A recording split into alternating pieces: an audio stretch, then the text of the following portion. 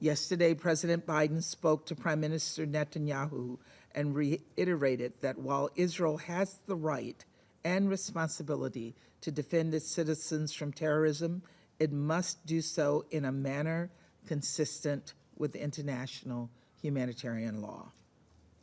The fact that Hamas operates within and under the cover of civilian areas creates an added burden for Israel, but it does not lessen its responsibility to distinguish between terrorists and innocent civilians.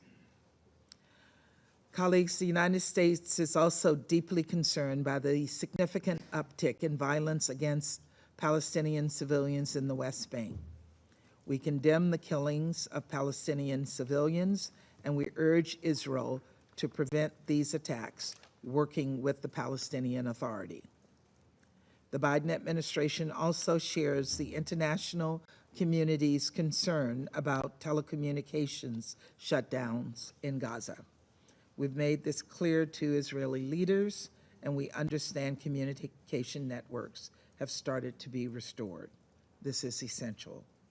A shutdown of telecommunication imperils the lives of civilians, UN personnel, and humanitarian workers, and risks exacerbating the humanitarian crisis in Gaza.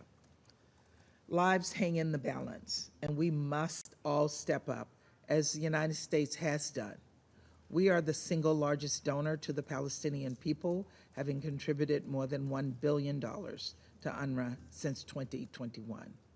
And President Biden recently announced an additional $100 million in humanitarian assistance for the Palestinian people in Gaza and the West Bank. But of course, no amount of aid will matter if it cannot reach people in need. And the United States continues to work with Israel, Egypt, the UN, and other partners to facilitate rapid and sustained assistance flow. Food, fuel, water, medicine, and other essential services must be restored. And while the number of trucks entering Gaza continues to increase, it is not nearly enough.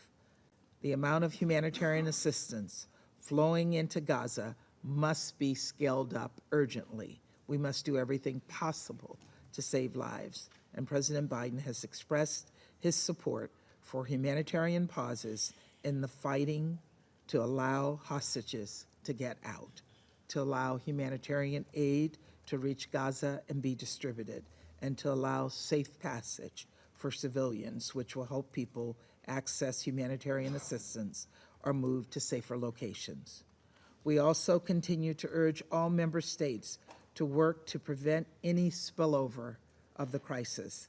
Last week, Secretary Blinken asked this council to send a firm, united message to any state or non-state actor that is considering opening up another front against Israel, or who may target Israel's partners, including the United States. Don't. This is a matter of international peace and security, and this council must speak out. That is one of the many reasons that last week the United States put forward a strong and balanced Security Council resolution, one that we consulted with all member states on and we worked to forge consensus around. This resolution received the support of the majority of this council, but Russia and China blocked its adoption. Whoa.